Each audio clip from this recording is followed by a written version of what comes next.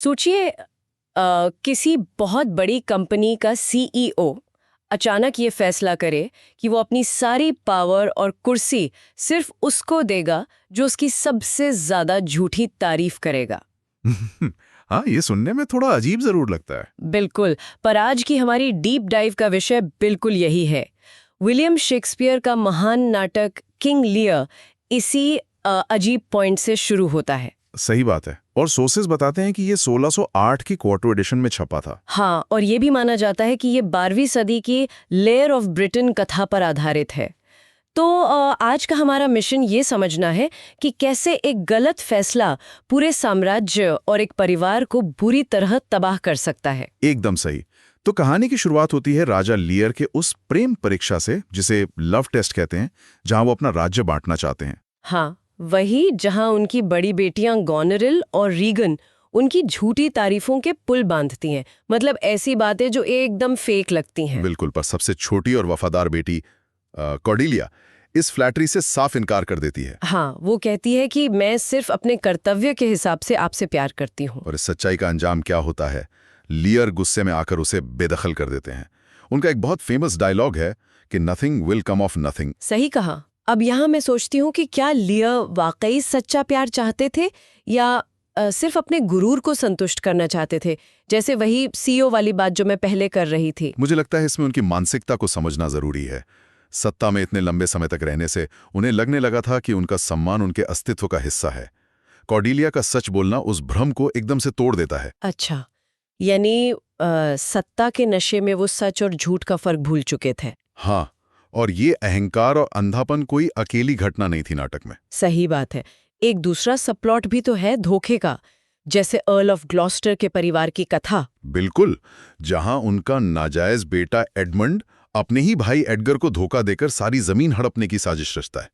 वो ग्लॉस्टर को झूठी बातों में बुरी तरह फंसा लेता है ना, जिससे एडगर को अपनी जान बचाने के लिए वहां से भागना पड़ता है। हाँ, पर यहां हैरानी होती है कि दोनों पिता लियर और ग्लॉस्टर दोनों ही इतनी आसानी से झूठ को सच क्यों मान लेते हैं? क्योंकि धोखे का सबसे बड़ा हथियार सामने वाले के डर और अहंकार का फायदा उठाना होता है।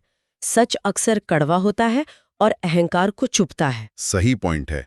दोनों असलियत और दिखावे के बीच भेद ही नहीं कर पाते और यहीं से तबाही शुरू होती है। सत्ता हथियाने के बाद आखिर असलियत सामने आने लगती है। गॉनरिल और रीगन दोनों मिलकर लियर के सारे अधिकार छीन लेती हैं। और फिर आता है वो भयंकर तूफान। हाँ बाप रे, वो दृश्य एकदम पागलपन की स्थिति में लियर भटकते हैं और उनका डायलॉग है blow winds and crack your cheeks. ये बहुत ही पावरफुल सीन है नाटक का। वैसे एक बात सोचने वाली है, क्या बाहर चल रहा ये तूफान असल में लियर के दिमाग के अंदर चल रहे तूफान और उनकी टूटती मानसिक स्थिति का प्रतीक है? मैं पूरी तरह सहमत हूं इस बात से।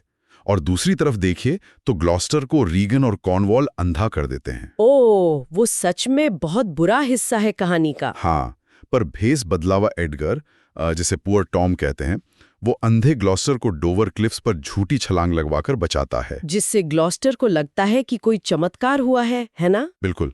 विडंबना देखिए कि अंधा होने के बाद ही ग्लॉस्टर असली सच देख पाते हैं। और पागल होने के बाद ही लियर को अपनी भूल का एहसास होता है।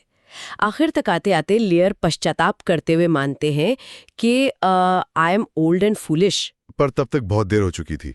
विनाश रुकता नहीं है। हाँ, कॉर्डेलिया फ्रेंच आर्मी के साथ आती तो है, पर गॉनरिल और रेगन एडमंड के लिए आपस में लड़ने लगती हैं। गॉनरिल रेगन को जहर दे देती हैं और फिर खुद की जान ले लेती हैं। और एडगर एडमंड को युद्ध में हरा देता है ना? हाँ, पर तब तक एडमंड कॉर्डेलिया को मारने का आदेश दे चुका होता है। क्या इतना ट्रैजिक है?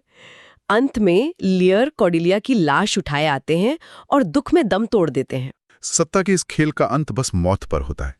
आखिर में एडगर कहता है कि हमें वही बोलना चाहिए जो हम महसूस करते हैं, ना कि जो दूसरे सुनना चाहते हैं।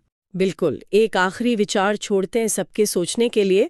अगर इंसान सत्ता में रहते हुए सच सुनने की आदत डाल ले तो क्या ऐसी कई ट्रेजेडीज से बचा जा सकता है? ये सच में एक बहुत बड़ा सवाल है और सदियों बाद भी हमें सोचने पर मजबूर करता है।